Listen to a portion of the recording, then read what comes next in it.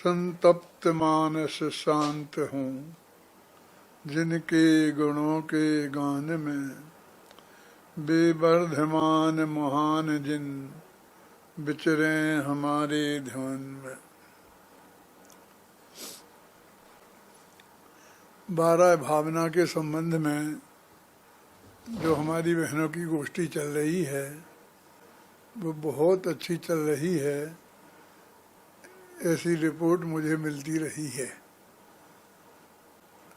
पर मैं उस गोष्ठी को देख नहीं पाया, इसलिए मुझे डिटेल में ये पता नहीं है कि इसमें क्या क्या विषय बोला गया है।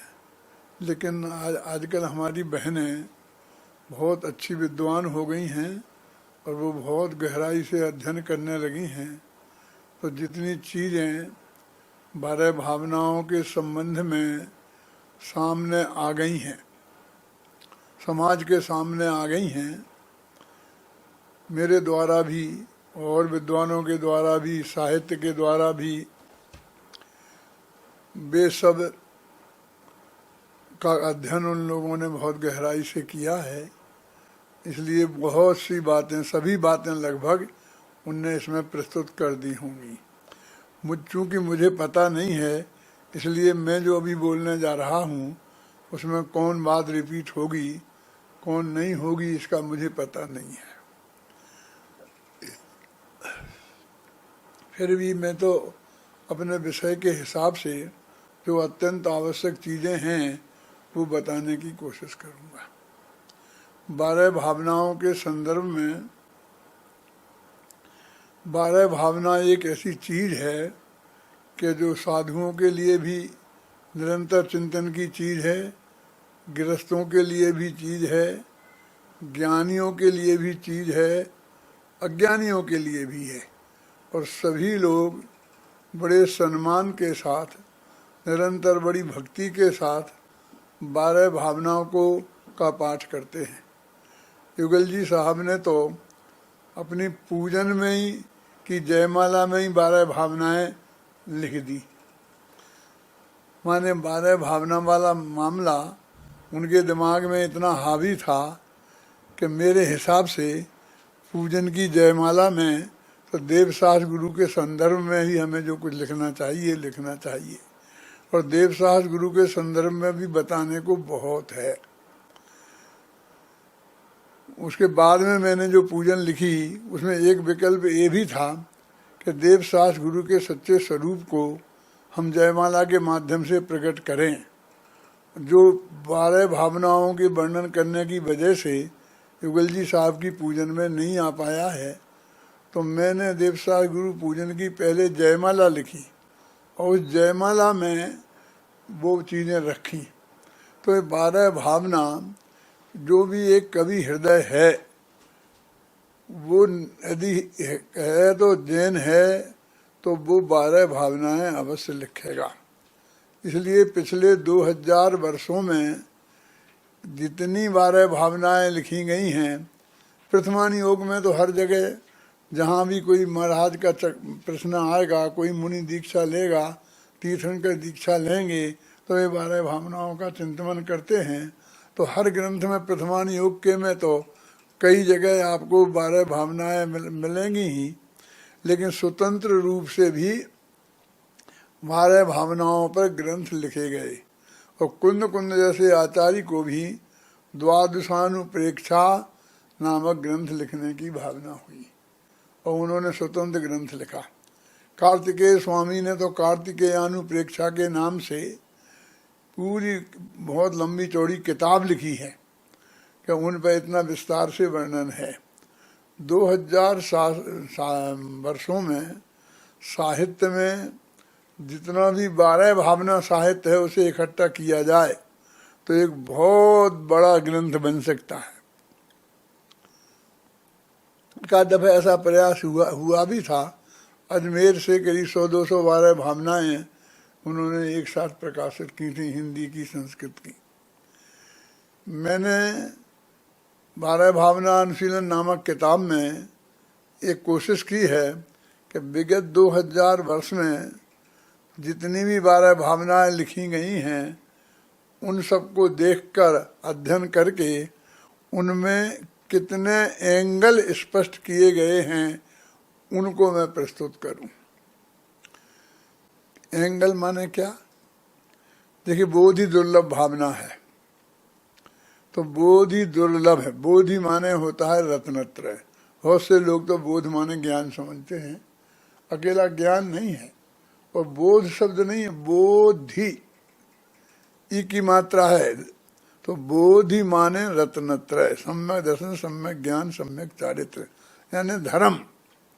तो बोधि दुर्लभ भावना, तो कहते रत्नत्रय की प्राप्ति अत्यंत दुर्लभ है। इस रूप में तो सैकड़ों 12 भावनाओं में इसको प्रस्तुत किया गया। और निगोद से कैसे जीव निकलता है, फिर कैसे कैसे आता है, फिर वर्तमान पर्याय में कैसे आया, और उसके बाद आगे आगे कैसे बढ़ता है, सब विस्तार से सारा वर्णन किया है। लेकिन एक एंगल और है, वो कहते हैं कि बोधि आपका भाव है, निश्चय दुर्लभ नाही, जग में प्रापति कथन है, यह व्यवहार कहाई। कि बोधि अपने आत्मा का भाव है, वो दुर्लभ कैसे हो सकता है? आत्मा का जो भाव है वो आत्मा के लिए दुर्लभ कैसे हो सकता है? वो तो उसे सदा उपलब्ध ही है, सदा सुलभ ही है। बोधि आपका भाव है, वो निश्चय से वो दुर्लभ नहीं है। जगत में पर्याय में उसकी प्राप्ति कठिन होने से उसे बोधि को दुर्लभ कहा जाता है। तो ये एंगल भी लोगों के ख्याल में नहीं था। तो बोधि की दुर्लभता ही सब बताते रहते थे, बोधि की दुर्लभता।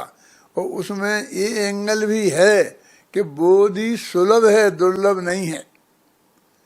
ऐसे ही संसार भावना, अनित्य भावना, इनके संदर्भ में भी, असरण भावना, इनके संदर्भ में भी यही चर्चा की जाती है कि सारी हमारा जो पर्याय है, मनुष्य पर्याय हमने पाई है, वो इसका जब मृत्यु आएगी तो मृत्यु के समय में इसे बचाने के लिए कोई शरण नहीं है, कोई नहीं बचा पाएगा। मणिमंत्र तंत्र बहु होई, मरते न बचावे कोई, राजा राणा छत्रपति कोई भी बचा नहीं पाएगा। ये चिंतन ही ज्यादा चलता है। लेकिन एक चिंतन समय सार में ही कर्ता कर्म अधिकार की 72, 73, 74 गाथा में ये कहा कि असरण तो ये आश्रम भाव हैं, भगवान आत्मा तो परम शरण भूत है। कर्म का उदय आए तो आश्रम भाव हो, और उसके बाद उसको समाप्त होना ही है। दुनिया की कोई ताकत उसे बचा नहीं सकती, वो समाप्त होगा, ये बताया है। तो आश्रम को असरण बताया है, आत्मा को असरण नहीं बताया। ऐसे कितने एंगल अनेक भावनाओं के बारे में जनागम में मिलते हैं, उनके बारे में चर्चा मैंने की है। जरा हम एक और गंभीरता से विचार करके देखें कि ये जो 12 भावनाएं हैं, इन 12 भावनाओं में दौलत राम भूधर दास जी की भावना पहले बहुत प्रसिद्ध थी। ये राजा राणा छत्रपति हाथिन के असवार, और मरना सबको एक दिन अपनी अपनी बार, बहुत प्रसिद्ध थी। हमारी जैन समाज में बच्चे बच्चे को याद हो जाती थी, माताएं बहनें बच्चों को याद करा देती थीं, माताओं बहनों को थी ही। और मेरे पिताजी रोजाना सुबह उठते थे तो अंदर में ये 12 भावना बोलते थे, तो सुनते सुनते हमें 5-6 वर्ष की उम्र से ही हमें भी वो याद हो गई थी। निरंतर उसका पाठ चलता रहता था, लेकिन उसका सही भाव हम कहाँ समझते हैं। जब हम ये पढ़ते हैं कि राजा राणा छत्रपति हाथिन के असवार, और मरना सबको एक दिन अपनी अपनी बार, तो हमारे चेहरे पर खेद के निशान होते हैं। कोई नहीं बच पाएगा। राजा राणा छत्रपति उनके जमाने में राजा राणा हुआ करते थे, आज तो कोई राजा राणा है नहीं, है ना। आज यदि कहें तो आज के भी जो भी बड़े बड़े साधन से संपन्न लोग हैं, कोई भी नहीं बच पाएगा। और कोई मंत्र, बड़ी मंत्र तंत्र बहु होई, मरते न बचावे कोई, कोई नहीं बचा पाएगा। और हमारे चित्त में एक खेद पैदा हो जाता था कि हाय राम, कोई नहीं बचा पाएगा। जबकि दौलत राम जी ने शेढाला में अत्यंत स्पष्ट शब्दों में लिखा है कि इन चिंतत सम सुख जागे, जिमी ज्वलन पवन के लागे, कि इन 12 भावनाओं के चिंतन करने से तो समता रूपी सुख जगता है। जैसे हवा लगे तो अग्नि जलती है, लेकिन यहाँ तो बुझती हुई दिख रही है। आनंद की धारा हमारे हृदय में पैदा होना चाहिए। खुद कुंदकुंदाचार्य देव ने अपनी 12 भावना की किताब में इसको आनंद जननी कहा है, मैंने आनंद को पैदा करने वाली कहा है। वैराग्य जननी कहा है कार्तिकेयान उपेक्षा में कार्तिकेय स्वामी ने। तो इसके चिंतन से वैराग्य आना चाहिए, आनंद आना चाहिए, हमारे चित्त पर प्रसन्नता दिखाई देनी चाहिए। लेकिन हम जब भी 12 भावना पढ़ते हैं तो हमें मौत दिखाई देती है। तो क्या कह रहे हैं, भूधरदास जी ने ऐसा लिखा है, तो हम भाई भूधरदास जी की कोई गलती नहीं है। जरा ध्यान से देखो, जरा थोड़ी गहराई में जाकर आप विचार करो कि लिखा ना, राजा राणा छत्रपति और हाथियों के जो असवार हैं, सवारी करने वाले हैं, मरना सबको एक दिन। मैं आपसे पूछता हूं इसका क्या अर्थ है? क्या सबको एक दिन मरना है? तो इसका अर्थ एक दिन नहीं है, लिखा भले ही एक दिन है। बढ़ जाते हैं जी अशोक जी। इसका अर्थ है एक ना एक दिन। देखिए बोल रहे एक दिन, और अर्थ क्या है कि एक ना एक दिन, यानी एक ना एक दिन किसी को मरना है। सबको एक दिन नहीं मरना है, घबराना नहीं, एकदम सब मर जाएंगे और पहले आ जाएगा, हैं? ऐसा नहीं है। सबको एक ना एक दिन मरना है। कि भाई साहब समझ में नहीं आया, कब वीर सागर, कब मरना है? कहते अपनी अपनी बार, जब जिसका नंबर आएगा तब। अपनी अपनी बार का अर्थ सीधा सच्चा है, बार माने नंबर। इसका मतलब नंबर बंधे हुए हैं, माने डेट फिक्स है। तो ये तो आपको ये बता रहा है कि तुम घबराओ मत, तुम चाहे जब मर जाओगे, तुम्हें 24 घंटा डर लग रहा है। वो तो कहते हैं कि ये जिनका जब नंबर आएगा तब मरेंगे, समझे ना। तो ये तो मरण की बात कहाँ है, जीवन की गारंटी है। तुम घबराओ मत, मरना सबको एक ना एक दिन कब है कि जब जिसका नंबर आएगा तब। ऐसे ही लिखा, दल बल देवी देवता मात पिता परिवार, मरती बिरिया जीव को कोई न राखनहार। कोई नहीं बचा पाएगा, कोई नहीं बचा पाएगा। लेकिन कब? जब मरने का समय आ जाएगा तब। मरती बिरिया शब्द है ना, मरती बिरिया माने जब मरने का समय आएगा। मन नक्की है। दोनों ही अनंत भावना में और असरण भावना में किरमबद्ध पर्याय की घोषणा हो रही है। अपनी अपनी बार और मरती बिरिया, हर एक का नंबर है। और जब मरने का काल आएगा तब कोई नहीं बचा पाएगा। इसका ये अर्थ भी है कि उसके पहले कोई मार नहीं पाएगा। तो ये जीवन की गारंटी है कि मौत की बात है, लेकिन हमें उसमें मौत दिखती है, हमें जीवन की गारंटी नहीं दिखती है।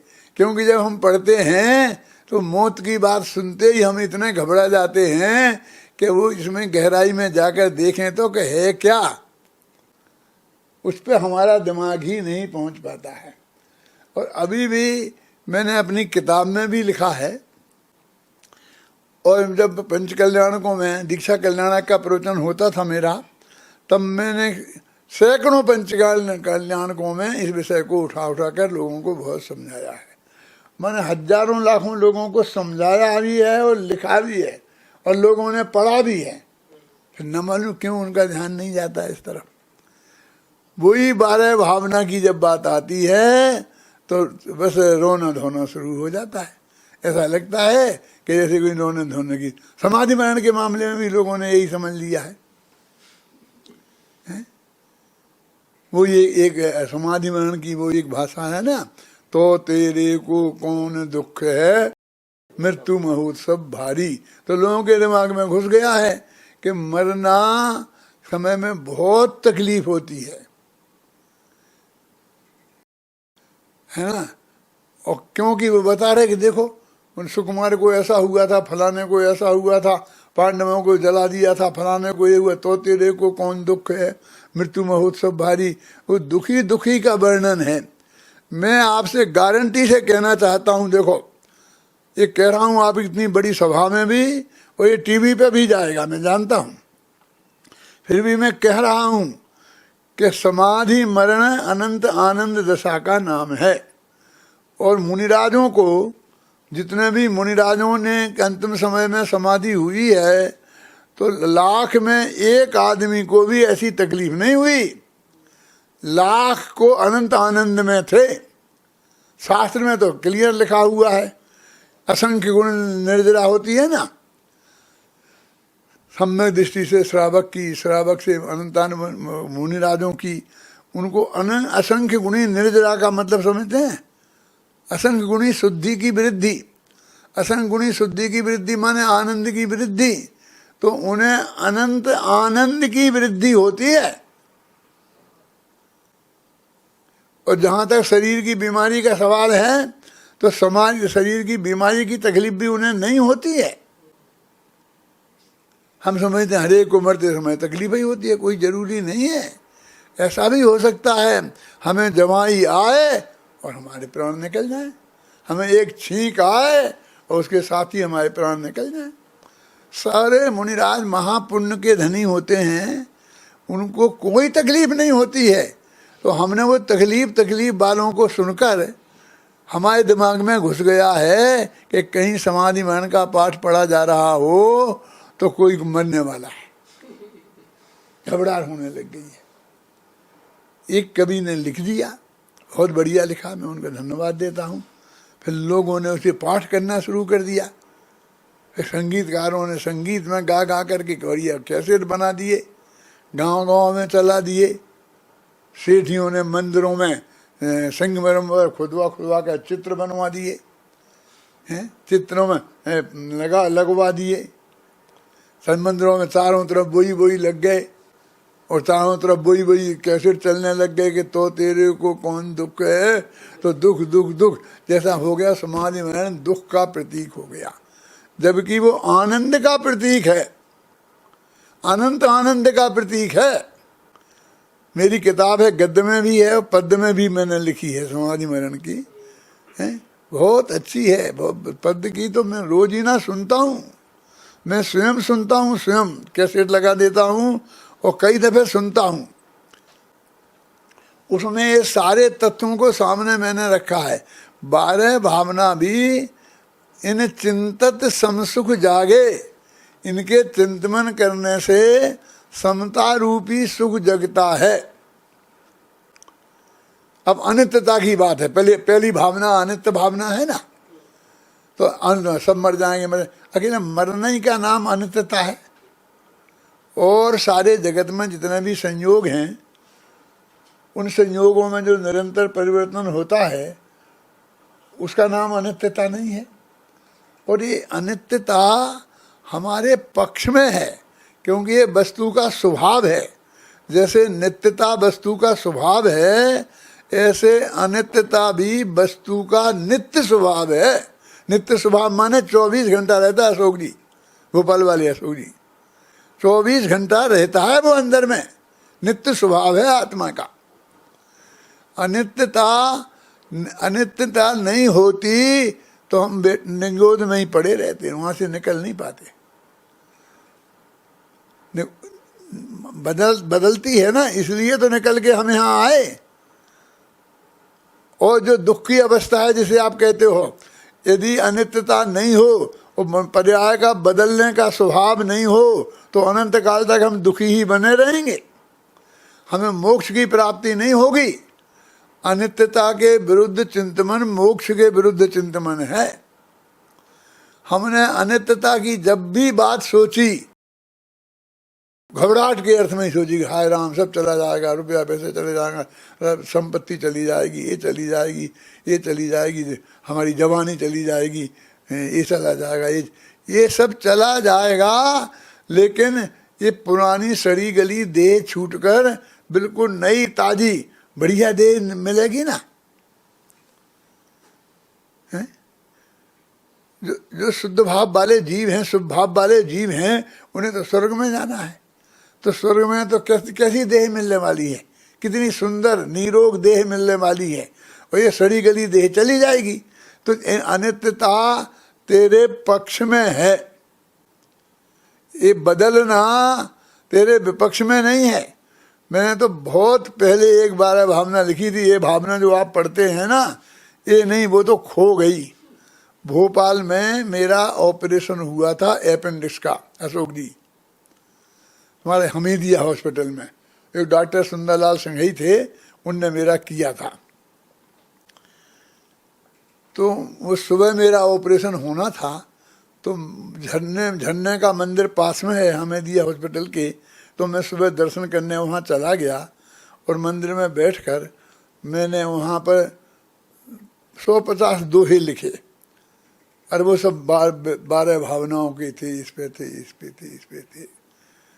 अब वो तो जो मेरे साथ आदमी था, तो उसमें जा रहा था मैं अस्पताल में, उसे दे दिए थे। नाना जी थे मेरे, मतलब मेरे ससुरा थे, तो उन्हें वो दे दिया था। अब उन्हें क्या पता इसमें क्या है, कैसे, एक कॉपी थी। अब वो कॉपी फिर मुझे मिली नहीं। जब उसके मैं लौट के आया हूँ तो वो मुझे याद जितने रह गए वो रह गए। तो उस 12 भावना में मैंने लिखा था कि जब अनित्यता वस्तु धर्म है, क्यों कर दुख कर हो सकती। जब अनित्यता वस्तु का स्वभाव है तो वो दुख कर कैसे हो सकता है। और जब स्वभाव ही दुख कर हो, सुख भई कौन सी हो सकती। यदि स्वभाव ही दुख कर है तो सुख में कौन चीज होगी फिर। आत्मा का स्वभाव है ना, जैसा नित्य स्वभाव है ऐसा अनित्य स्वभाव भी है। मेरी अभी एक कविता है नई, वो है बदलना, ना बदल कर भी बदलना, और बदल करके भी ना बदलना।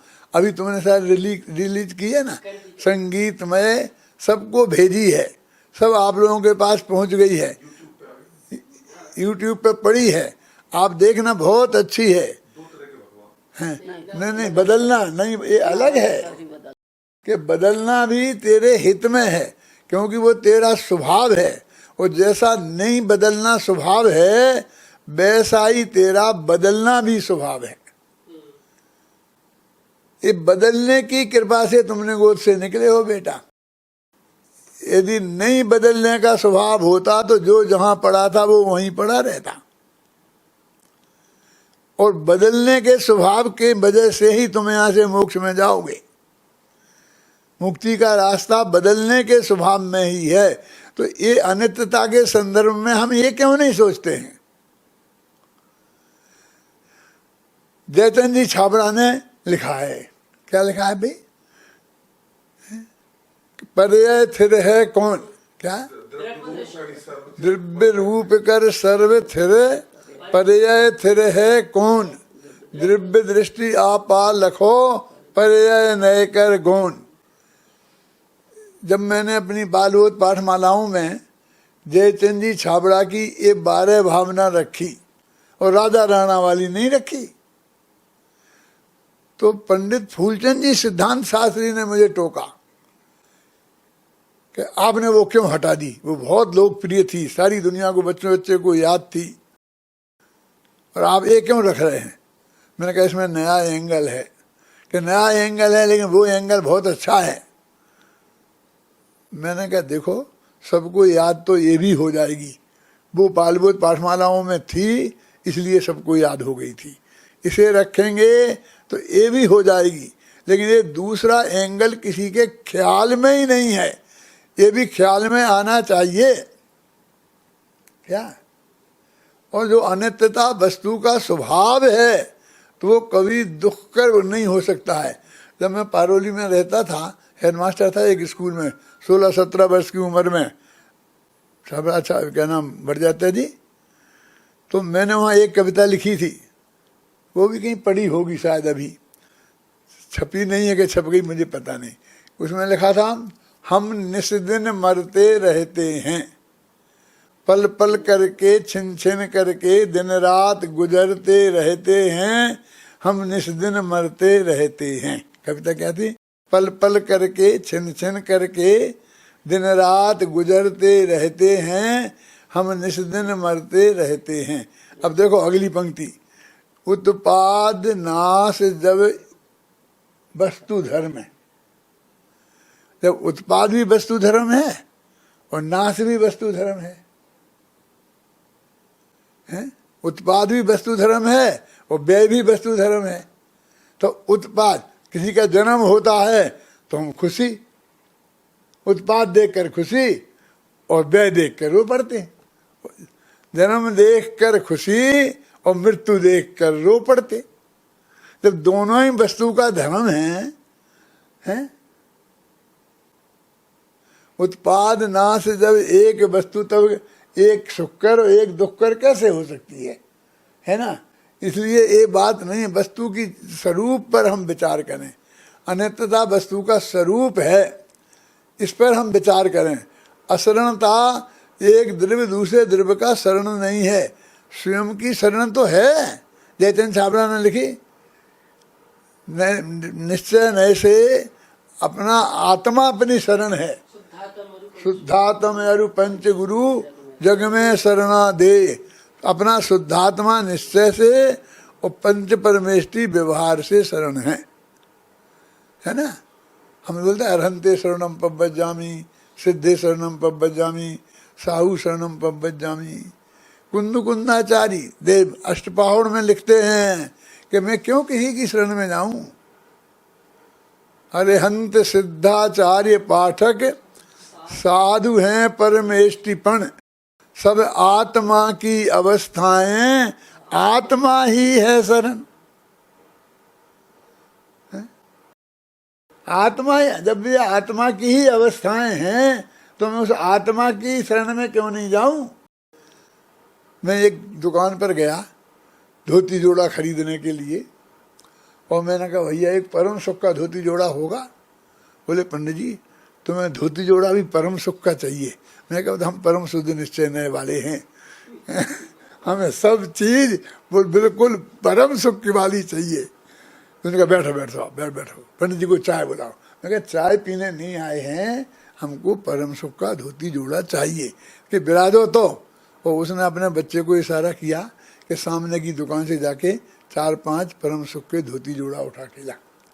दूसरे की दुकान थी, बड़ी दुकान, उस पर भेजा उसके, और वो लाया। फिर उन्होंने हमें दिखाया, तो मैंने कहा जी तो वहां से लाया है, वहां से लाया है और ये हमें दिखा रहा है। तो हमने सोचा हम इससे क्यों लेंगे, जिससे जे लाया हम उससे ही लेंगे ना। जगत में ऐसा ही होता है ना कि जो सामने ही मिलते हैं बढ़िया हैं, और तो ये 2 पैसा खाए गए उसमें से लाया है तो हैं, तो हम वहीं से क्यों नहीं लेंगे। तो ऐसे ही कि जिस भगवान आत्मा में से ये 5 पर्यायें निकली हैं, अरहंत सिद्धाचार्य उपाध्याय व साधु की, इनकी शरण में हम क्यों जाएं। ये तो पर की पर्यायें हैं, अपना आत्मा की शरण में क्यों नहीं जाएं। मैंने अभी इसमें जो नई नई कविताएं लिखी ना, उसमें एक बात ये भी लिखी है कि पंच परमेष्टि तो शरण है ही नहीं, पर परमेष्टि तो शरण है ही नहीं, और अपनी परमेष्टि पर्याय। दो तरह ना, पर अपनी परमेष्टि पर्याय जो अभी है नहीं, भविष्य में प्रकट होने वाली हैं अपने में, अंदर में, तो कि वे अभी नहीं हैं, वे तो हमारी है नहीं क्योंकि वे पर की हैं, और वे हमें हैं तो अभी अभी नहीं हैं। इसलिए हमारे लिए तो हमारा आत्मा ही परम शरण है। अशरण भावना में हमें ये क्यों विचार नहीं आता? ऐसे संसार भावना के बारे में भी बहुत बड़ी गड़बड़ी है। संसार और लोक को दुनिया एक समझती है, जगत, संसार, लोक, जबकि लोक भावना 10वीं भावना है ना। लोक, बोधि, दुर्लभ और फिर धर्म 10वीं भावना है, और संसार 3री भावना है। तो दोनों में क्या फर्क है? बहुत बड़ा फर्क है। संसार, देखो, संसार तो जीव की विकारी पर्याय का नाम है। मैंने तो ऐसी पंक्ति लिखी है उसमें, संसार में हम हैं नहीं, संसार मेरे भाव में। हम संसार में नहीं हैं, संसार हमारे भावों में है। संसार है पर्याय में, संसार है पर्याय में। संसार में हम हैं नहीं, संसार खुद पर्याय है। और वो तो जाने, असार तो वो है संसार, हम तो परम सारभूत पदार्थ हैं।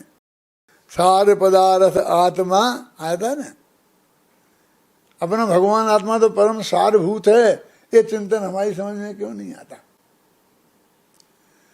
एकत्व और अन्यत्व भावना, ये इस पे पूरा समय सार लिखा गया है। समय सार में 2 ही भावनाएं हैं, एकत्व भावना और अन्यत्व भावना। क्या है, कहाँ लिखा? तम एयत् विभक्तम दाये जम अप्रणो सुविहीण। मैं उस एकत्व विभक्त भगवान आत्मा को समझाऊंगा। तो एकत्व और विभक्त लिखा ना, तो एकत्व माने एकत्व भावना, और अन्यत्व माने विभक्त माने अन्यत्व भावना। तो ये 2 भावनाओं में 12 भावनाएं लिखें तो उसमें पूरा समय सार एकत्व और अन्यत्व भावना में आ जाता है। मैं तो, हम तो एकत्व भावना में भी रोना ही रोना चालू है। आप अकेला अवतरे, मरे अकेला हो, यों कब हुआ जीव को साथी सगा न कोई। क्या चाहता है? किसका साथ चाहता है? काय में साथ चाहता है? जीवन में, मरण में साथ चाहता है।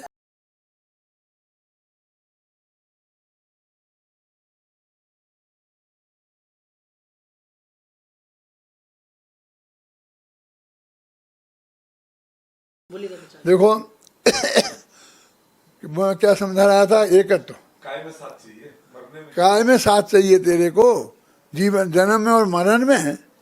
अरे तू मनुष्य पर्याय में आया है। तीर्थंकर तो अपनी माँ के अकेले ही पैदा होते हैं, अकेले ही हुए। यदि तुझे साथ चाहिए था तो कुकरी सुकरी के पेट में जाता तो 5-7 साथ में पैदा होते। कि नहीं, 5-7 के साथ से क्या होता है? क्यों? तो सर्पणी के पेट में जाता तो लाखों एक साथ पैदा होते हैं, जानते हो आप? सर्पणी कुंडली मारकर बच्चे देती है, और जितने बच्चे पैदा होते हैं लाखों, उनको खुद ही वो खा जाती है क्योंकि इतनी भूखी होती है। और बच्चे पैदा होते ही भागते हैं जान बचा के, मिट्टी में घुस जाते हैं, रेत में। ऐसे 10-5 बच जाते हैं, बाकी को तो वो खा जाती है। ऐसी माँ मिलती है लाखों जब जिनके पैदा होते हैं इनके साथ में। और दुनिया में इतने सांप इसलिए हैं कि वो जो बच गए, वो चाहिए तुझे लाखों साथ में पैदा होने कि लाखों से भी क्या होता है, एक लोकसभा का चुनाव नहीं जीत पाएंगे। तो क्या चाहिए, कितने साथी चाहिए? एक जगह ऐसी भी है कि अनंत जीव तेरे साथ जन्मेंगे और तेरे साथ मरेंगे, जिसका नाम क्या है? निगोद। तो साथ की भावना निगोद की भावना है और अकेलेपन की भावना मोक्ष की भावना है। ले दौलत प्राण प्रिया को तू मुक्ति ना जाने पावेगा, यदि एकाकी चल पड़ा नहीं तो यहीं खड़ा रह जाएगा। समझ लेना, मोक्ष में अकेला ही जाना पड़ता है। इसको तो मोक्ष में भी परिवार के साथ जाना है, हैं? न मालूम कैसी कैसी भावना है। लोग जैसे हम तो गुरुदेव के साथ टोले के टोले में मोक्ष जाएंगे। इस टोले के टोले में मोक्ष जाओगे? ये टोले मोक्ष में टोले के टोले नहीं जाते हैं। 6 महीनों और 8 समय में 608 जीव जाते हैं? वो भी कितने सारे 2.5 द्वीप में जहाँ जहाँ से मोक्ष जाते हैं ना, उनमें 6 महीना में साथ साथ कैसे जाओगे? साथ साथ जाने का कहीं कोई प्रावधान नहीं है। साथ की भावना संसार की भावना है, ये साथ के का मार्ग नहीं है जैन धर्म में। हमको तो एकत्व भावना और अन्यत्व भावना, मैंने तो एकत्व भावना के लिए लिखा है कि लो चलो अरे चैतन्य राज आया ऐरावत हाथी है। ये पंक्तियां जो मैं बोल रहा हूँ वे कहाँ की हैं? जो 12 भावना खो गई है वहाँ की हैं, वो पूरी नहीं। जब मैंने पहले बहुत खोजी 12 भावना के लिए, जब वो मुझे नहीं मिली तो मैंने कहा अभी दूसरी लिखते हैं। क्योंकि वो याद कर करके लिखने की कोशिश की तो नहीं बना, फिर दूसरी दफे लिखी तो दूसरी ही लिखी गई पूरी। वो जो आप लोग पढ़ते हैं है ना, 48 छंद वाली है ना, भक्तामर के भी 48 छंद हैं, उसके भी 48 छंद हैं, है ना। तो वो उसके ये पंक्तियां मुझे याद हैं जो मैंने ऑपरेशन में जाने के पहले, ऑपरेशन कब 22 वर्ष की उम्र में हुआ था मेरा वो ऑपरेशन, अभी मैं 85 वर्ष का हो गया हूँ, तब की बात बता रहा हूँ। तब लिखी थी वो भावनाएं। 63 साल हो गए। एकत्व तो हमारा साथी है, जो चढ़ो अरे चैतन्य राज आया ऐरावत हाथी है। ये एकत्व तो हमारा साथी है मोक्ष में। ऐरावत हाथी पे बैठ के जैसे जाता है तीर्थंकर, ऐसे तुम इस पे ऐरावत हाथी के समान है। अकेलापन दुर्भाग्य नहीं है, अकेलापन हमारा सौभाग्य है। ये हमें समझ लेना चाहिए अच्छी तरह से। तीर्थंकर अपनी माँ के अकेले ही पैदा होते हैं, है ना। मोक्ष का मार्ग अकेले का ही रास्ता है। तो एकत्व भावना में जो ये एंगल है, हम ये नहीं, अन्यत्व भावना में मैं सबसे भिन्न हूँ, सारे जगत से भिन्न हूँ, अपने राग देश भावों से भी भिन्न हूँ, यहाँ तक कि सम्मत ज्ञान चाहत पर्याय से भी भिन्न हूँ, यहाँ तक कि केवल ज्ञान की पर्याय से भी भिन्न हूँ। ऐसा त्रिकाली ध्रुव जो भगवान आत्मा है, उस वो एकत्व भावना की बात है। एकत्व यदि ये 12 भावना पर विस्तार से लिखा जाए तो इतना विषय तो मेरे ही दिमाग में है कि 100-200 पेज की किताब बन जाए, छंदों में ही बन जाए, छंदों में। एकत्व भावना और अन्यत्व भावना में इतना दूर है। फिर असुचि भावना, शुरू की 6 भावनाएं हैं, अनित्य, असरण, संसार, एकत्व और अन्यत्व और असुचि। ये वैराग्य परक हैं। और उसके बाद की 6 भावनाएं तत्व परक हैं। आगे है ना, फिर आश्रव, संवर, निर्जरा, लोक, बोधि दुर्लभ और धर्म। तो वो तत्व की चर्चा उसमें आती है। तो पहले वैराग्य के माध्यम से चित्त की भूमि को कोमल करते हैं, है ना, बीज बोने लायक करते हैं। फिर तत्व ज्ञान की चर्चा करके उसमें बीज डालते हैं। यदि ऐसी जमीन में बीज फेंक दिया जाए तो वो उगेगा नहीं। तो ये वैराग्य की भूमि, वैराग्य की पोषक भावनाएं हैं। और फिर देखिए असुचि भावना, कि ये सारे संयोग जितने हैं वो आश्रव भाव अपवित्र हैं, ऐसा लगा ना। यहाँ तो ये चर्चा की देह की अपवित्रता की, लेकिन वो कहते समय साथ में लगा आश्रव भाव असुचि हैं, अपवित्र हैं। और तेरा भगवान आत्मा परम पवित्र है, तेरा विकार अपवित्र है, पर की अपवित्रता की कोई बात ही नहीं है। और फिर देह की बात की लिखी। तो मैंने कहा देखो भाई, इस देह के संयोग में जो वस्तु पल भर आएगी वह भी मलन मल मूत्रमय दुर्गंधमय हो जाएगी।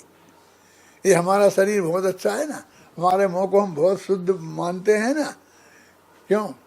100 दफे कुल्ला करो और कोलगेट के सुरक्षा चक्र से इस मुंह को परम पवित्र बना लो, और फिर मुंह में पानी भरो और किसी के ऊपर बुलक दो, देखो क्या होता है। मेरे ऊपर जूठा पानी क्यों डाला? कि पानी जूठा का है, मैंने तो 100 दफे कुल्ला किया था। ये मुंह 100 दफे कुल्ला करने के बाद में जूठा ही रहता है, उसके बाद भी पानी पियोगे तो पानी जूठा हो जाता है, और पानी सारी दुनिया को पवित्र करता है। मलिन वस्तु हर लेत सब जल स्वभाव मल छीन, सारी मैली वस्तुओं को हरण कर लेता है।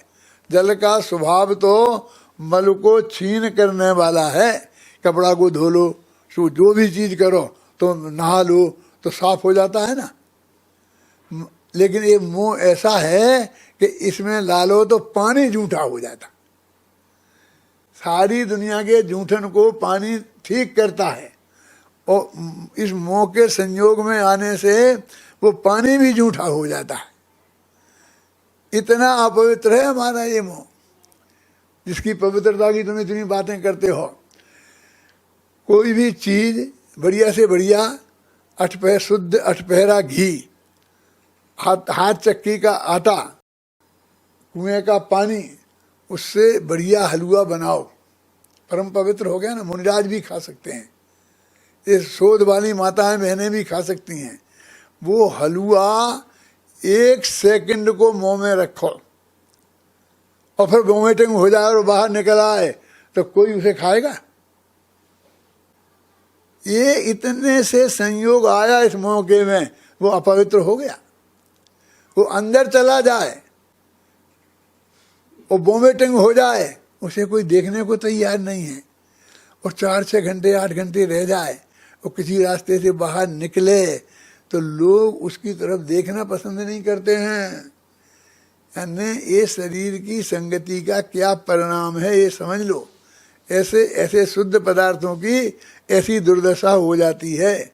इस देह के संयोग में जो वस्तु पल भर आएगी वह भी मलिन मल मूत्रमय दुर्गंधमय हो जाएगी। आप समझेंगे ना, ऐसी हालत है इसकी। एक क्षण को संयोग में आएगी। क्यों? अभी रूमाल आपने रखा अपने जेब में, मुंह पोंछा, ऐसा लिया जेब में रख लिया, फिर मैंने कहा मेरा रूमाल कहाँ है? तो अभी मेरा नहीं, रूमाल तो भूल गया था, मैं लाया नहीं। तो आप अपने निकाल के अपनी जेब में से मुझे देते हो, मैं लेता हूँ क्यों? कि नहीं मैं अभी लेके आया हूँ। नहीं तो भी आपने यदि एक दफे ऐसा मुंह से साफ कर लिया ना, बस वो रूमाल गंदा हो गया, क्योंकि तेरे मुंह से बाहर से ही लग गया ना। तो इतने अपवित्र पदार्थ हैं। तो कहते हैं, मैंने ऐसा लिखा है उसमें कि यदि हड्डी अपवित्र है तो वह तेरी नाही, और खून भी अशुचि है वह पुद्गल पर छाई। तेरी शुचिता ज्ञान है और अशुचिता राग, राग आगे को त्याग कर निज को निज में पाग। कौन से शास्त्र की है? कहाँ लिखी है परमात्मा? वो जो खो गई ना हमारे भावना, जो मेरे दिमाग में याद रह गई, उसकी कम से कम 100 दोहा होंगे अशोक जी। और उसे मैंने सुबह 6 बजे से लेकर 8 बजे के बीच में झरना के मंदिर में बैठकर 22 वर्ष की उम्र में लिखे थे। क्या क्या क्या बोला मैंने अभी आपको सुना? यदि हड्डी अपवित्र है तो तुझे क्या लेना देना, वो तो पर पदार्थ है ना, वह तो पुद्गल की है, तो वह तेरी नाही। और खून भी अशुचि है, और खून अपवित्र है तो वह भी पुद्गल का बना हुआ है। तेरी शुचिता ज्ञान है और अशुचिता राग। आत्मा में जो राग पैदा होता है वो अपवित्रता है, चाहे शुभ हो चाहे अशुभ हो, और ज्ञान है वो पवित्रता है। तो राग आग को त्याग कर निज को निज में पाग। अब अधिक मैं क्या कहूँ कि देखो, हड्डी रहती है और खून रहता है, फिर भी केवल ज्ञान हो जाता है। 13वें गुणस्थान में हड्डी रहती है कि नहीं, खून भी रहता है कि नहीं, और केवल ज्ञान हो जाता है। और राग रहे तो केवल ज्ञान नहीं होता है। कौन अपवित्र कौन है, राग के हड्डी? क्या ही बात करते हो, वो तीर्थंकरों की हड्डी तो वज्र की होती है, और वो तीर्थंकरों का खून तो दूध जैसा होता है। अरे भाई, खून दूध जैसा हो चाहे पानी जैसा हो, खून तो खून है ना। हड्डी तो हड्डी है, वो कितनी ही मजबूत हो, लेकिन हड्डी पना का उल्लंघन तो नहीं करती है। लेकिन वो हड्डी ने तेरा बिगाड़ा क्या है? वो ये युगल जी की पूजन में आता है, पूजन में कौन सा आता है, सम्राट महाबल सेनानी उस क्षण को टाल सकेगा क्या, असरण मृत काया में जीवन डाल सकेगा क्या। तो मैंने इस पर पैरोडी लिखी थी। पैरोडी तो समझते हैं ना, बढ़ जाता है तो समझते ही होंगे, बहुत से लोग और भी समझते होंगे। एक पैरोडी क्या होती है, एक कवि लोग बनाते हैं ना, इसकी पुरानी जो बड़ी बड़ी कविताएं होती हैं प्रसिद्ध बड़े बड़े कवियों की, तो उनके ऊपर बनाते हैं। तो मैंने इसमें ऐसा लिखा था, सम्राट महाबल सेनानी उस क्षण को टाल सकेगा क्या। तो मैंने लिखा था कि उस क्षण को कबलित किया आज तक बतला तेरे किस क्षण को। कौन से क्षण की बात करता, वो मृत्यु की। वो मृत्यु वाले क्षण ने तेरे कौन से अंग को खा लिया है, हैं? क्या तू कहता है कि ये उस क्षण को तू नहीं टाल सकेगा, लेकिन तुझे टालना क्यों है, क्या करना। उस क्षण ने कबलित किया आज तक बदला तेरे किस कण को, तेरे किस कण को खाया है उस क्षण ने, क्यों उससे तुम क्यों उसके पीछे पड़ा है। ऐसे पूरे जो है ना, उसकी पूरी पैरोडी लिखी थी।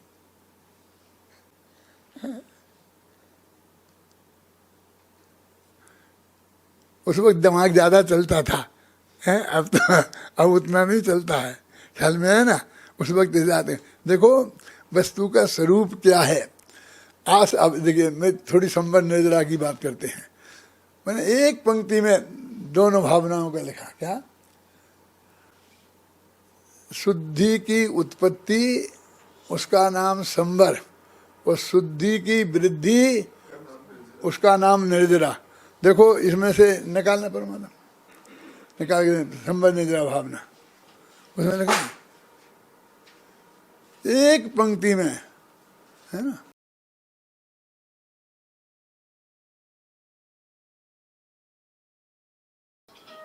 देखो, शुद्धात्मा की रुचि संवर, साधना है निर्जरा, ध्रुवधाम निज भगवान की आराधना है निर्जरा।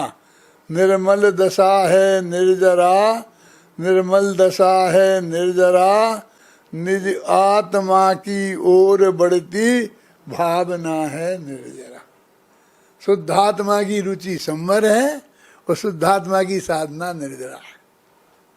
शुद्धात्मा की रुचि संवर, साधना है निर्जरा, और फिर नीचे की पंक्ति पढ़ो, निज आत्मा की ओर बढ़ती भावना है निर्जरा। अपने आत्मा की ओर जितनी हमारी भावना जितनी बढ़ रही है, उसमें अपनापन, उसमें रुचि, उसका ध्यान जितना बढ़ रहा है, उतनी निर्जरा होती है। ये कर्म खिरते हैं, फलाने कर्म आते हैं, ऐसे करते हैं, वे खिरते होंगे, वो तो द्रव्य निर्जरा है, वो तो पुद्गल का काम है, हमारे उससे क्या लेना देना है। ये आत्मा की निर्जरा क्या है। देखो, मुझे बोधि दुर्लभ भावना के बारे में तो मैंने बताया, बोधि दुर्लभ और धर्म भावना ये क्या है। देखो, बोधि माने धर्म, समझे ना, और धर्म माने बोधि, ये दोनों पर्यायवाची शब्द हैं। क्यों, बोधि माने रत्नत्रय, रत्नत्रय धर्म है। तो धर्म और धर्म दुर्लभ। अब फिर पहले आ गई बोधि दुर्लभ, माने धर्म दुर्लभ भावना, और फिर बाद में आया धर्म। उन्होंने कहा धर्म की प्राप्ति अत्यंत दुर्लभ है, तो भैया दुर्लभ है तो वो धर्म क्या है ना?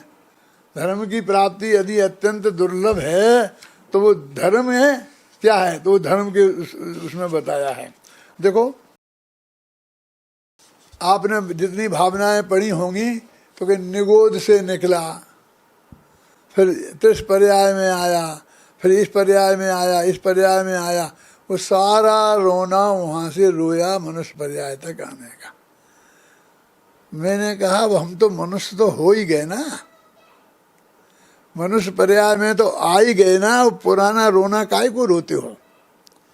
तो मैंने अपनी इस भावना में नरदेह से शुरू किया। देखो क्या लिखा, नरदेह उत्तम देश पूरण आयु सुबह आजीविका दुर्वासना की मंदता परिवार की अनुकूलता सत्सज्जनों की संगति सद्धर्म की आराधना उत्तरोत्तर महादुर्लभ आत्मा की साधना। नरदेह में तो हम आ ही गए, तो पुराना रोना नहीं रोना। अब कहते हैं मनुष्य के देह मिल गई, ये बहुत बड़े भाग्य की बात है। अब फिर दूसरा नंबर किसको दिया? उत्तम देश। हमारे महापुण्य के उदय से ये भारतवर्ष में हमारा जन्म हुआ है, तो ये भी हमारा कुछ है, ये भारत भी हमारा कुछ है कि नहीं है? हमारे पुण्य के उदय से मिला कि नहीं मिला? यदि आज अरब बेजान में पैदा हो गए होते तो कैसे बम पड़ रहे होगे हमारे माथे पे। यदि हम समझ लो इराक में पैदा हो गए होते तो क्या दुर्दशा हमारी हो रही होती। तो ऐसा देश मिला हमको शुद्ध सात्विक, तो क्या उत्तम देश, फिर पूर्ण आयु, जन्म होते ही पैदा हो जाते हैं, माँ के गर्भ में ही नष्ट हो जाते हैं, फिर 2-4 वर्ष की उम्र में मर जाते हैं, हजारों जीव देखते हैं ना। तो हमको ये पूर्ण आयु मिल गई कि हम आज जिंदा हैं, 86 वर्ष के हो रहे हैं, तो पूर्ण आयु और फिर शुभ आजीविका। देखो कत्ल खाने में काम कर रहे हैं, बहुत अच्छी तनख्वाह मिलती है, लेकिन कत्ल खाना है ना।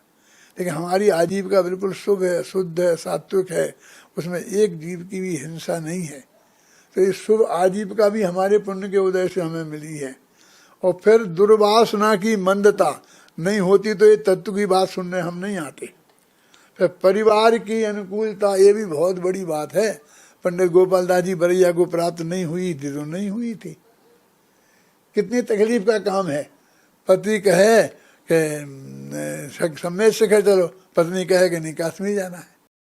पत्नी कहे कि सम्मेद शिखर चलो, पति कहे कि नहीं घूमने कश्मीर जाए। दोनों की रुचि एक सी हो, ये भी बहुत बड़े भाग्य की बात है। अपने बच्चे, माँ बाप सब एक सी भावना वाले हों, ये भी कोई साधारण बात नहीं है। जिसको ये प्राप्त नहीं हुई है और जो घर में अकेली ही रुचि वाला है, वो सारे लोग विषय कसाय की और पैसे की रुचि वाले हैं, उनसे पूछो कितनी तकलीफ है उनको। सत्सज्जनों की संगति, सद्धर्म की आराधना, अच्छे लोगों की संगति मिलना और सच्चे धर्म की आराधना। नहीं तो हम जैन कुल में भी पैदा हो गए और फंस जाते कहीं। अब मैं इसके बारे में कोई डिटेल कुछ कहना नहीं चाहता हूँ, नहीं तो बहुत मुश्किल पड़ जाए आजकल जमाने में। ख्याल में है ना। वह उत्तरोत्तर महादुर्लभ आत्मा की साधना। आखिर अंत में आत्मा की साधना है, ये क्रमशः उत्तरोत्तर दुर्लभ है। इतनी बात कही, फिर वे कहते काय के दुर्लभ है। देखो अगली पंक्तियां बहुत मार्मिक हैं। जब मैं स्वयं ही गे हूँ, जब मैं स्वयं ही ज्ञान हूँ, जब मैं स्वयं ही ध्येय हूँ, जब मैं स्वयं ही ध्यान हूँ, जब मैं स्वयं आराध्य हूँ, जब मैं स्वयं आराधना, जब मैं स्वयं ही साधु हूँ, जब मैं स्वयं, जब जानना पहचानना निज साधना आराधना ही बोधि है, तो सुलभ ही है बोधि की आराधना। जब सब मैं ही हूँ, ज्ञान में, ज्ञेय में, ध्यान में, ध्येय में, कहीं कोई पर में कुछ है ही नहीं, रंच मात्र भी पराधीनता नहीं है, तो फिर वे इससे बढ़िया और बात क्या होती। बोधि की साधना माने रत्नत्रय की प्राप्ति, आत्मा की साधना करना अत्यंत सरल है, कठिन नहीं है। तो ये जो हमारे एंगल है हमारे भावना के, मैंने 2000 बरस में जो 12 भावनाएं थीं उन सबका अध्ययन करके, और जितने जितने एंगल थे, अब मैंने पहला वाक्य बोला था ना एंगल, वो एंगल मैंने सब स्पष्ट किए। एक तरह के वाक्य 100 12 भावनाओं में आए तो मैंने उनमें से एक ले लिया, बाकी सब छोड़ दिए। पढ़ी तो मैंने हजारों वैराग्य भावनाएं हैं, ऐसा नहीं है, लेकिन एक तरह का एक ले लिया। मैंने दौलत राम जी का ले लिया, और ऐसा ही भूदादास जी का है तो फिर वो नहीं लिया, वो छोड़ दिया, समझ में आए ना। लेकिन दो नया एंगल है, जैसे जयचंद जी छाबड़ा के नया एंगल थे तो मैंने वो उसमें रखे, ख्याल में आया ना। तो वो सारे एंगल 2000 बरस में जो मिलते हैं वो मैंने इसमें इकट्ठे करने की कोशिश की है। देखो ये जो चित्र था ना, ये चित्र बनाया है, आप लोगों ने देखा होगा इस किताब पर। तो ये मैंने विद्यासागर जी को भेंट की थी, तो उन्होंने हाथ नहीं छुआ, नहीं था, हाथ में नहीं ली कि रख दो रख दो, तो मैंने रख दी। बाद में पता चला कि ये चित्र था, इसलिए उन्होंने, मुझे बहुत खुशी हुई कि भाई महिला का चित्र है, हमें महिला का चित्र नहीं बनाना चाहिए था। जो महाराज ने नहीं ली तो उन्होंने, महाराज ने अच्छा किया। मतलब मैं कोई उसकी बात नहीं कर रहा हूँ, लेकिन हमने क्यों डाला इसमें कि ये आपको ये दिखाता है कि एक दिन आप ऐसे थे, कल ऐसे हो जाएंगे, परसों ऐसे हो जाएंगे, नरसों ऐसे हो जाएंगे, और आकर के आप ऐसे हो जाएंगे।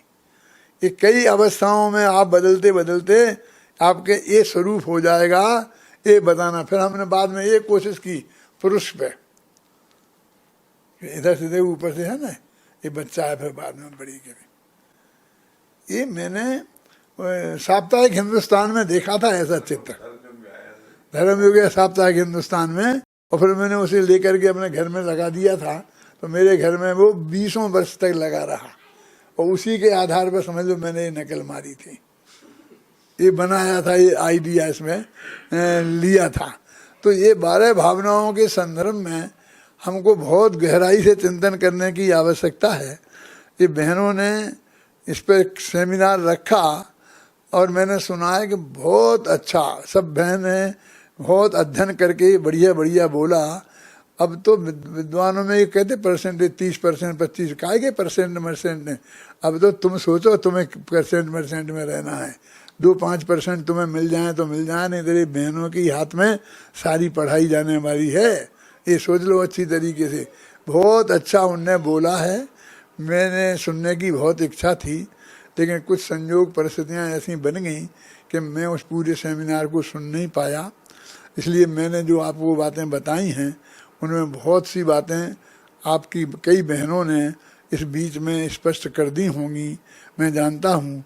फिर भी मेरे पास कोई उपाय नहीं था, इसलिए मैंने आपको ये बात कही। मैं आज भी मेरे पास समय नहीं था, कई परिस्थितियों में फंसा हुआ हूँ, तो इसलिए फिर मैं आ गया और मैंने आपके सामने जो कुछ भी 12 भावनाओं के संबंध में प्रस्तुत किया है, आपको अच्छा लगा होगा। ऐसी भावना के साथ मैं अपनी बात समाप्त